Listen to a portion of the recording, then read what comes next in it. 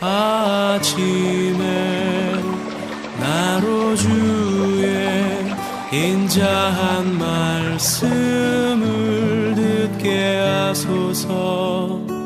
내가 성도 여러분, 금요일입니다. 비가 간밤에 많이 왔습니다.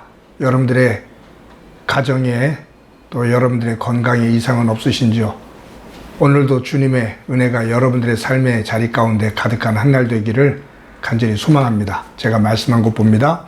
로마서 8장 10절부터 11절까지의 말씀 제가 봉독합니다. 또 그리스도께서 너희 안에 계시면 몸은 죄로 말미암아 죽은 것이나 영은 의로 말미암아 살아있는 것이니라. 예수를 죽은 자 가운데서 살리신 이의 영이 너희 안에 거하시면 그리스도 예수를 죽은 자 가운데서 살리신 이가 너희 안에 거하시는 그의 영으로 말미암아 너의 죽을 몸도 살리시리라. 아멘. 긴 장마와 홍수로 나라 곳곳이 어려움을 겪고 있습니다. 기상청에서 일기예보를 하고 있지만 또 일기예보가 제대로 맞지 않아 곤욕을 치르는 것 같습니다. 보이지 않는 세계를 측정해서 사람들에게 이야기한다는 것, 아무리 과학이 발달되어도 또 한계가 있는 것 같고요. 여러분, 보통 일기예보를 할 때 대기권이 안정하다, 대기가 안전하다, 안정권에 있다, 또 대기가 불안정권에 있다라는 표현을 합니다. 이게 무슨 말일까? 대기가 안정권에 있다, 대기가 불안정권에 있다. 그것을 가만히 생각해 보면 이치적으로 온 그 자연의 이치적으로 보면 차가운 공기는 아래로 내려옵니다. 따뜻한 공기는 위로 올라갑니다. 대기가 안전하다는 얘기는 차가운 공기가 아래에 있고 따뜻한 공기가 위에 있어서 차분하게 있다는 거죠. 그러다가 이 땅에 뜨거운 열로 인해서 땅이 덮여지기 시작하면 찬 공기가 따뜻해지지 않겠어요? 그럼 따뜻한 공기는 위로 상승을 하는 그러한 특성이 있어서 위로 올라가게 됩니다. 그러면 밑에 있는 찬 공기가 따뜻해져서 위로 올라가니까 그 자리를 메꾸는 또 다른 공기가 유입해 들어와야 되잖아요. 이런 흐름 가운데 만약에 북태평양이라든지 아니면 중국으로부터 시베리아로부터 찬 공기가 유입해 들어오고 있다 하는 이러한 자연의 어떤 그 다른 지역에서 일어나는 그 현상들, 기후 변화로 인해서 공기들이 갑작스럽게 이동하면서 우리가 살고 있는 이 대기권이 요동을 치는 거예요. 그러다 보면 불안전한 대기권이 되겠죠. 이렇게 되면서 갑작스럽게 비가 많이 오기도 하고 들어와야 될 찬 공기가 들어오지를 못하고 멈춰져 있으니 날씨가 막 더워지는 것이고 열대야가 만들어지고 그런 현상들이 일어나는 거겠죠. 자세히는 몰라도 제가 어렴풋하게 그러한 흐름을 이렇게 얘기 드리는 이유는 모든 하나님께서 지으신 만물은 우리가 알지 못하는 보이지 않지만 그 세계는 규칙이 있습니다.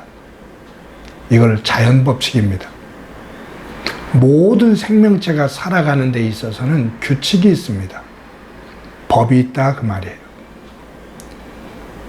그 법에서 어긋나기 시작하면 혼란이 옵니다. 인간이 자연을 파괴하다 보니까 인간의 욕망을 중심으로 자연을 무차별하게 파괴하다 보니까 이 자연의 이치, 자연의 규칙, 자연의 법이 깨어진 거예요. 그러다 보니 거기에 혼란이 오는 것이고 재앙이 오는 것이고 고통이 오는 거죠.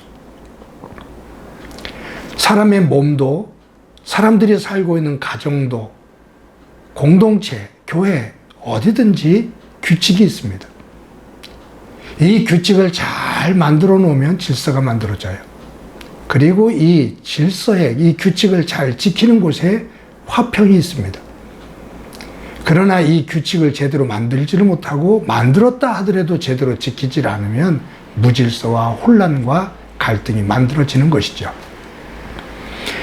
여러분, 우리가 이 본문 로마서 8장 1절부터 11절까지 본문이 오늘 본문인데 제가 10절, 11절만 읽었잖아요.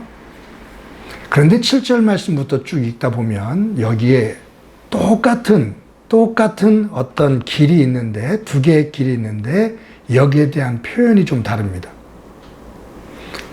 영적인 세계에 두 개의 길이 있다 그 말이에요. 두 개의 법이 있다 그 말이에요. 7장부터 8장까지 읽으면서 가만히 들여다보면 하나의 법은 하나님을 중심으로 한 법입니다. 그것을 뭐라고 표현되어 있냐면 하나님의 법, 마음의 법, 성령의 법, 이러한 표현들 하고 있습니다. 마음의 법, 하나님의 법, 성령의 법. 이러한 하나님의 법, 성령의 법은 무엇을 중심으로 살아가냐 하면 그 기준이 하나님의 정신, 하나님의 가치입니다. 그 하나님의 정신과 하나님의 가치를 따라 질색해 살아가면 도달하는 곳, 그 결국은 생명이다, 구원이다 그 말이에요. 그런데 반대의 길, 반대의 법이 있습니다.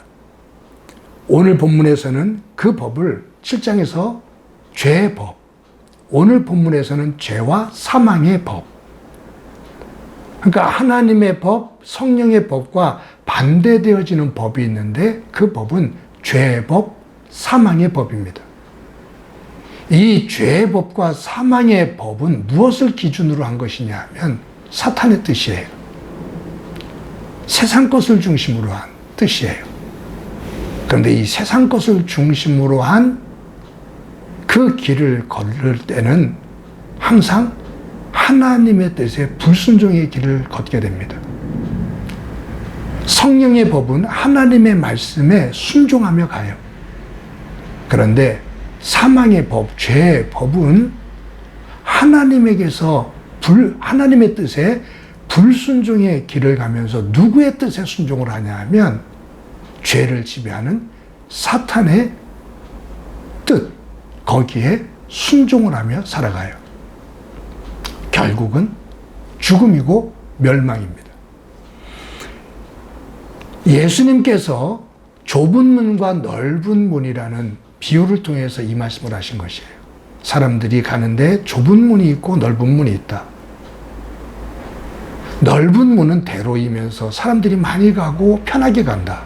그러나 그 길은 멸망의 길이다. 좁은 문이 있다. 그 길은 사람들이 가기 힘들어한다. 가는 사람도 적다. 그런데 그 문은, 그 길과 그 문은 영생의 길이다. 사랑하는 성도 여러분, 우리가 믿음의 길을 걷는다는 것, 그 길은 하나님의 말씀을 따라 걸어가는 것을 의미합니다. 하나님의 뜻을 따라 걸어가는 길입니다. 그런데 세상에서 세상을 밟고 세상에서 살아가면서 하나님의 뜻을 기준으로 살아간다는 것이 결코 쉽지 않아요. 세상에 살면서 세상의 법을 따라서 살아가는 것은 쉬운데 세상에 살면서 하나님의 생각과 하나님의 뜻을 따라 그 길을 순종하며 살아간다는 것은 결코 쉽지 않아요. 따뜻한 봄날에 콧노래를 부르면서 갈 수 있는 길이 아니다 그 말이에요. 그 길은 어떨 때는 외로운 길입니다. 그 길은 고된 길이기도 하고 거친 길이기도 합니다. 그런데 하나님은 우리에게 말씀합니다. 그 길이 영생의 길이라고. 그 길이 생명의 길이라고. 오늘 본문에서 그 말씀을 하시는 거예요. 육신에 따라 살지 마라. 육신의 생각에 지배를 받지 마라. 하나님의 영에 지배를 받아라. 그리하면 예수 그리스도를 살리신 그분께서, 하나님께서 너희들을 살리시느니라. 사랑하는 성도 여러분, 오늘도 이 땅에서 살아가지만 저와 여러분들이 영의 눈을 들어 하나님의 나라, 하나님의 세계를 보고 그 길을 향해 걸어갈 수 있는 사망의 법이 아닌 생명의 법, 성령의 법을 따라 살아가는 소중한 한 날이 되어지기를 주님의 이름으로 간절히 축원합니다. 기도합니다. 하나님 감사합니다. 세상에서 살아가지만 오늘도 성령님 손 붙잡고 성령님과 동행하며 생명의 길을 향해 걸어가는 저희들이 되도록 은총 베풀어 주옵소서. 악한 세력들의 유혹에 넘어지지 않게 하시고 혹이 넘어진다면 다시 오뚜기처럼 일어나 하나님의 그 길을 걷게 하옵소서. 오늘도 승리케 하실 주님께 감사드리며 예수님의 이름으로 기도드립니다. 아멘.